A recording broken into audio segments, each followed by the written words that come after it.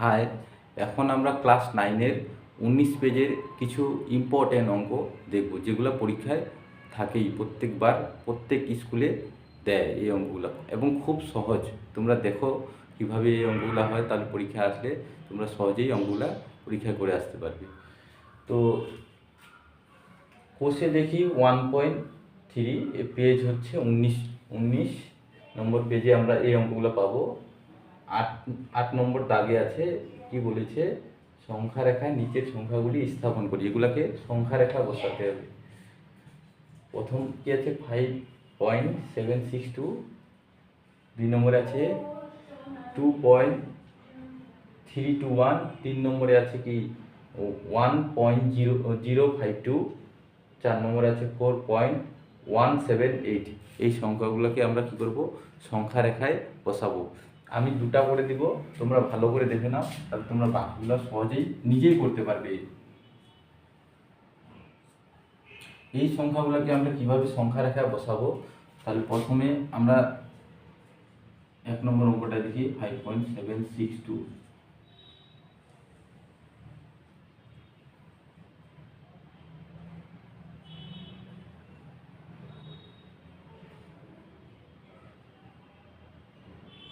এটিকে নিলাম 1, 2,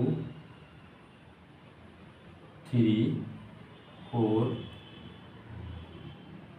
5, 6, 7।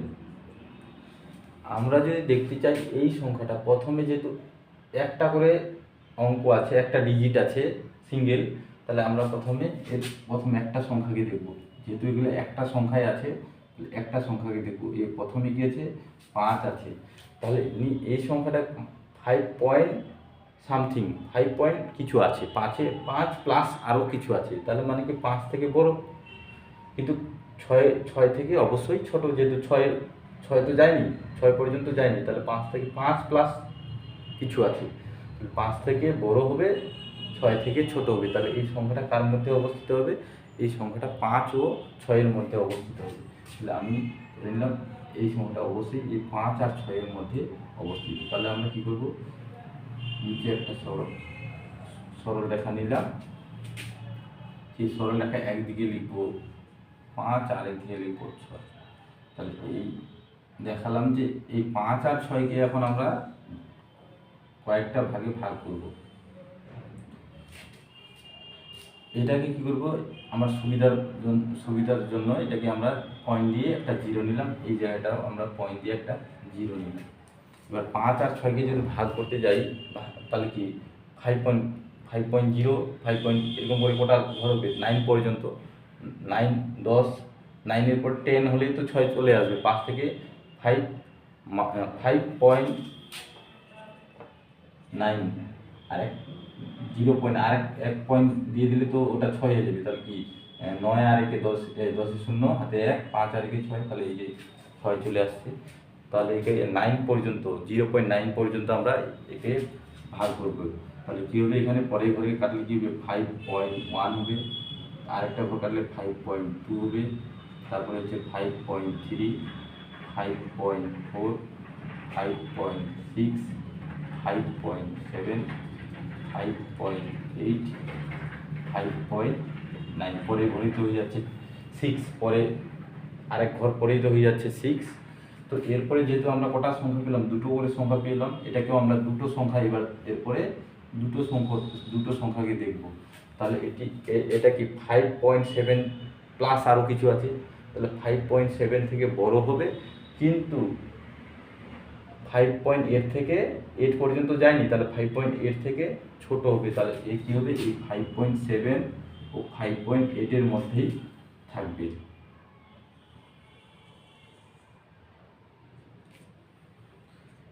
তাহলে এখানে আমরা লিখব কি 5.7,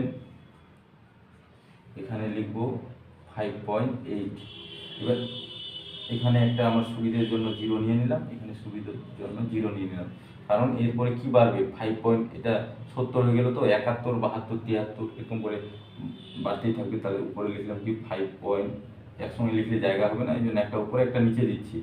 5.71, এখানে কি হবে 5.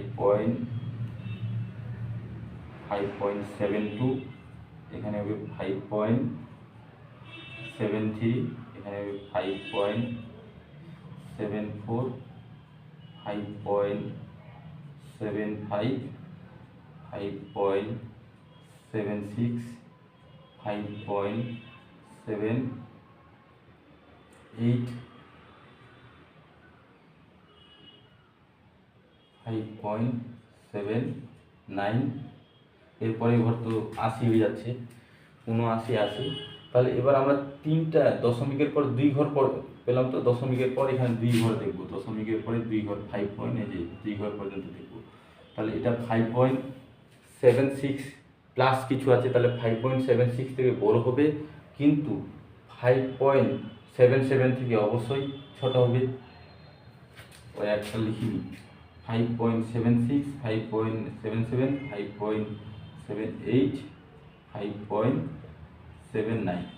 তো এটা হচ্ছে 5.76 থেকে বড় হবে এবং 5.77 থেকে ছোট হবে।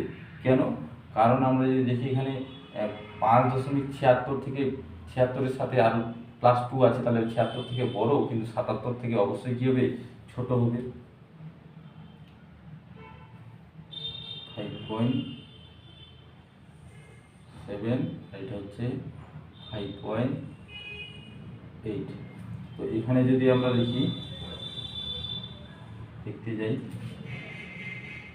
তাহলে এখানে কি লিখবো, 5.76 থেকে ছোট হচ্ছে, 5.77 থেকে বড় হচ্ছে। এখানে লিখলাম 5.76, আর এখানে লিখবো 5.78। তাহলে এখানেও আমি একটা 0 নিয়ে নিলাম, এখানেও একটা 0 নিয়ে নিলাম। তাহলে এরপরে কি 1, 0-এর পর 1 হবে, 5.761, 5.762, 5.763, এখানে কি হবে 5.764, এখানে 5.765, 5.766, 5.767, 5.768, 5.769, এই যে 9-এর পরে এই ঘরটাই আসবে।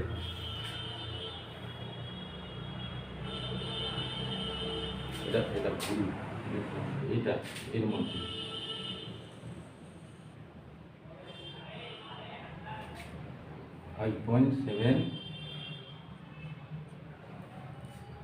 তাহলে এরপর 3 ঘর পর্যন্ত পেয়ে গেলাম, মানে কি এখানে এখানে যদি আমরা দেখতে যাই, অবশ্যই এই সংখ্যাটা পাওয়া যাবে, 5.762, 5.762, এই যে এটার নাম দিলাম পি। তাহলে অ্যান্সার আমরা কি লিখবো, যে 5.762-কে সংখ্যা রেখায় বসিয়ে,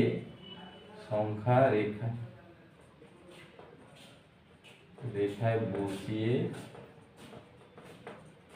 পি বিন্দু পেলাম।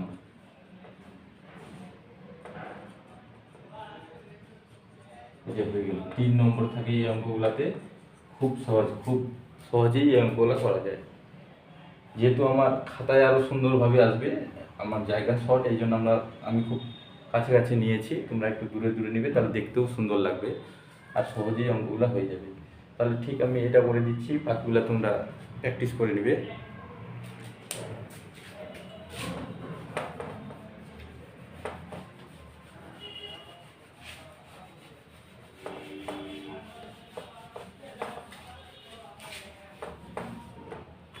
তাহলে এবার যদি আমরা 3 নম্বরটা দেখতে চাই, 3 নম্বরটা কিভাবে হবে, 1.052,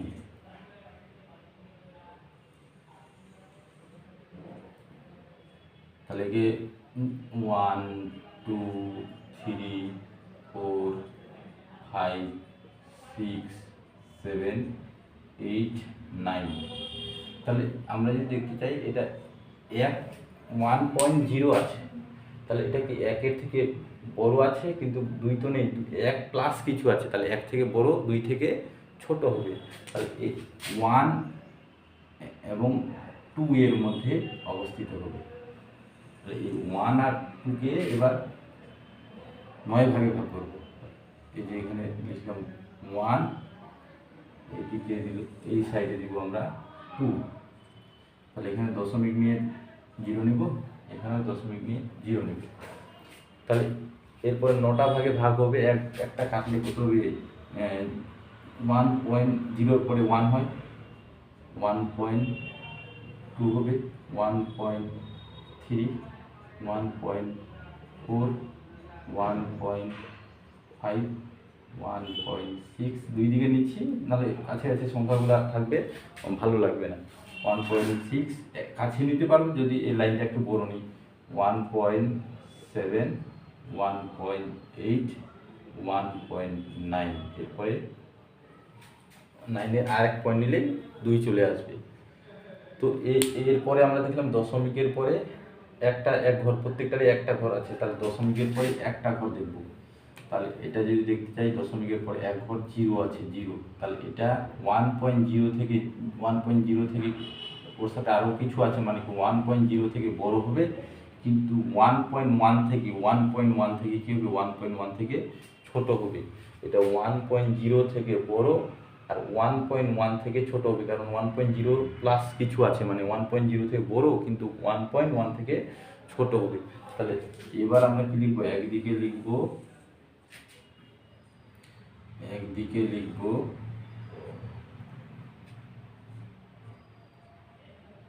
1.0 আর একদিকে লিখব 1.1।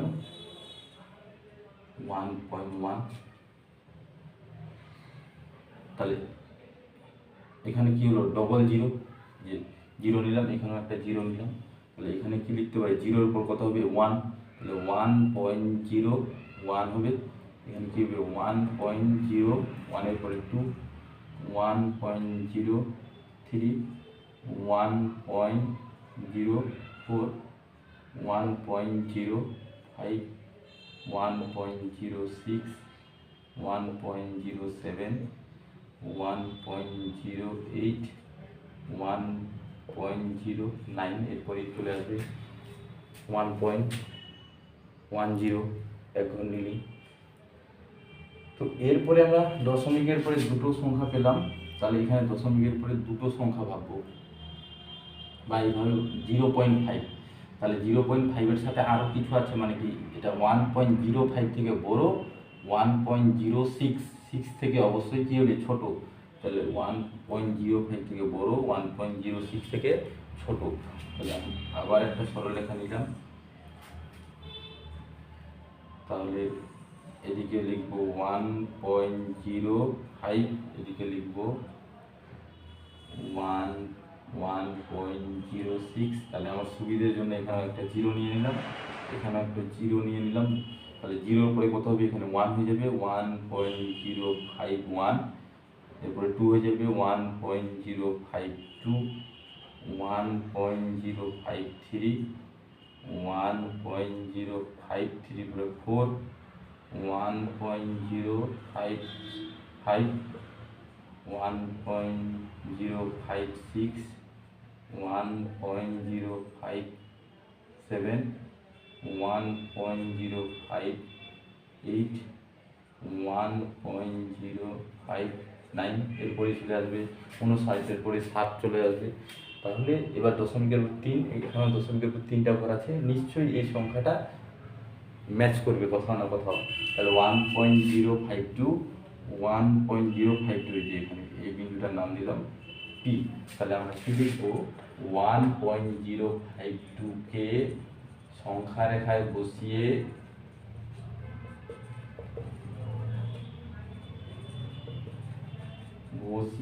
পি বিন্দু পেলাম,